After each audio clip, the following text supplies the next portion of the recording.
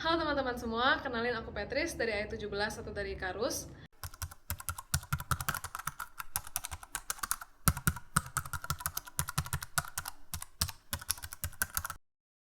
Nah sebelumnya, aku itu adalah grantee prestasi dari beasiswa Paragon di tahun 2020 atau dari tahun lalu.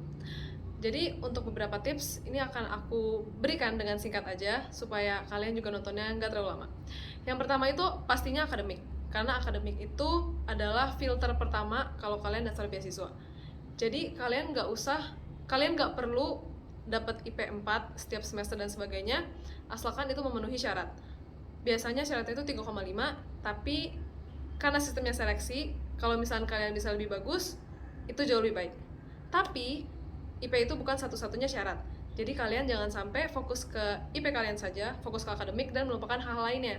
Hal-hal lain yang penting adalah hal-hal seperti organisasi, riset, tim lomba, dan juga acara-acara lainnya seperti panitia, himpunan, KM terpusat, dan banyak kegiatan lainnya. Nah, dalam mengikuti kegiatan ini kalian harus benar-benar work hard, terus kalian harus benar-benar aktif sehingga be very good at it. Kemudian kalian harus tunjukkan, kalian juga harus benar-benar belajar banyak, karena itulah yang nanti kalian bisa sampaikan dan berikan saat interview beasiswanya. Nah, yang ketiga, ini harusnya tidak terskip, tapi aku sendiri pernah punya teman yang pengalaman. Jadi tolong jangan lupa siapkan dokumen-dokumen yang kalian perlukan. Jadi dokumen itu kan tahapan pertama banget ya. Jadi jangan sampai kalian itu nggak bisa daftar beasiswa cuma karena dokumennya telat. Nah ini salah satu anak AE juga, ada temanku yang daftar tapi nggak jadi daftar karena salah satu dokumennya ketinggalan.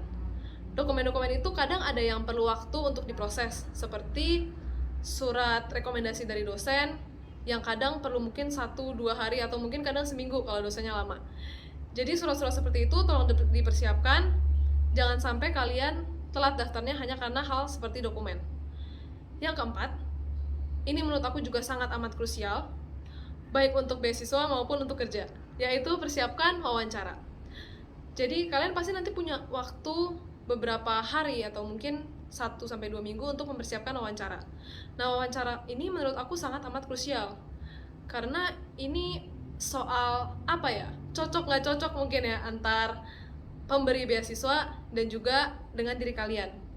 Jadi, tolong banget siapin wawancaranya karena banyak banget tips-tips yang ada dan itu menurut aku benar-benar penting dan berguna. Mulai dari tips-tips cara berbicaranya, apalagi kalau misalnya online, kalian harus tahu gerakan tubuh kalian kayak gimana, karena kalian nggak bisa ngasih lihat kalau misalkan online, nggak kayak offline. Kemudian ada juga banyak tips yang membahas tentang kontennya, dan juga ada banyak banget resource yang bakal kasih tahu kalian pertanyaan-pertanyaan apa yang sering keluar saat wawancara untuk beasiswa.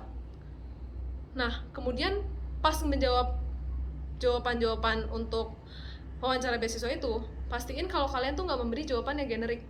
Jadi misalkan, kenapa kamu ingin mendaftar beasiswa ini? Terus kalian jawab, iya karena perusahaannya baik, karena saya butuh. Tapi berikanlah jawaban yang mengimplikasikan kalau kalian tuh emang melakukan riset, kalian udah melakukan riset terhadap company-nya, kalian bener-bener tahu secara detail kenapa kalian mau beasiswa itu dan kenapa kalian pantas. Berikanlah jawaban yang bener-bener bisa mengimpress sang pewawancara tersebut. Nah untuk wawancara itu mungkin aku nggak akan terlalu dalam karena nanti jadi panjang banget. Tapi yang penting adalah manfaatkan semua resource yang ada, dan yang kedua manfaatkan tools yang ada. Misalkan metode STARS, itu kalian google aja sendiri. Nah, yang terakhir banget, jangan takut. Kadang ada orang yang merasa kayak, aduh kayaknya nilainya kurang, aduh temen aku juga daftar dan dia emang pengalamannya tuh lebih top. Jangan begitu. Jadi kalau misalnya kalian mau daftar, daftar aja. Persiapkan semua dokumen, persiapkan wawancara, lakukan semuanya yang terbaik, give it all, terus gas.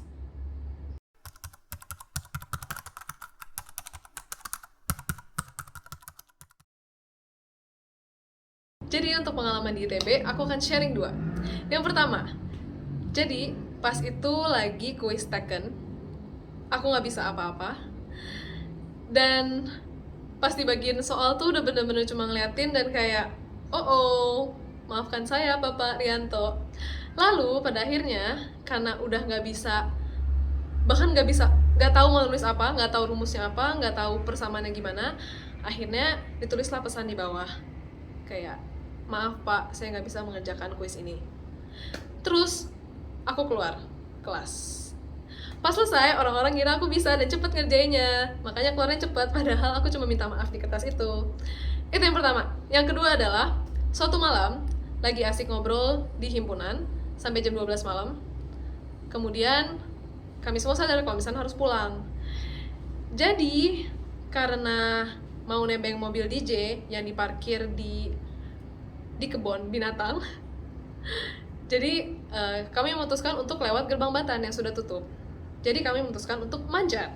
Jadi 3 orang, ada aku, ada DJ, ada Puput. Jadi aku yang pertama manjat. Aku udah berhasil, udah turun di other side.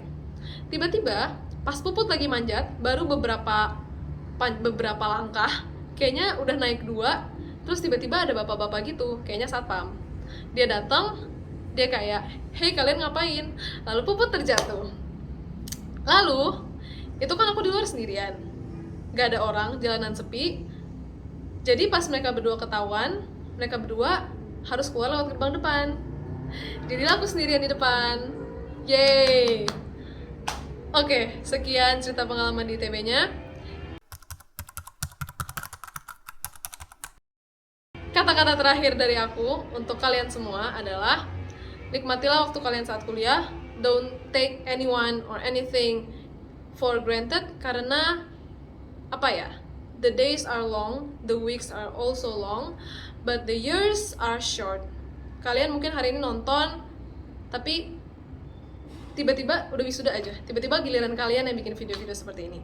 Jadi sering-seringlah ngobrol sama teman, sering-seringlah melakukan hal-hal aneh, ketemuan, ikut organisasi, ikut olahraga, ikut apapun itu yang kalian mau ikuti, karena begitu kalian melewati masa-masa itu, begitu kalian lulus, kalian gak bisa mendapatkan itu lagi. Sekian kata-kataku untuk teman-teman KMPN semua. Sampai jumpa, dadah!